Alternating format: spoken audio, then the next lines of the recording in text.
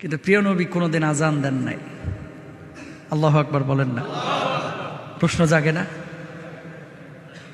যে আজান দিয়ে মানুষকে নামাজের জন্য ডাকা হয়, এ আজান নবীজি কোনোদিন দেন নাই কেন হুজুর? এটা আবার কেমনে কথা, কেমনে সম্ভব? নবীজি কেন কোনোদিন আজান দিল না?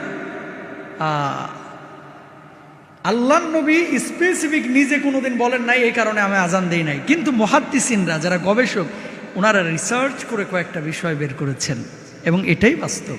এই কারণে নবীজি আজান দেন নাই। শোনেন, তারাবির নামাজ যদি নবীজি প্রতিদিন 20 রাকাত পড়তেন, এটা ফরজ হয়ে যাওয়ার সম্ভাবনা ছিল, ঠিক কিনা? নবীজি যেটা নিয়মিত করতো সেটা কি হয়ে যাইতো? ফরজ হইলে এটা মানে মানা, পালন করা, বাস্তবায়ন করা আপনার উপর আবশ্যক হয়ে যাইতো না? বুঝছেন কথা?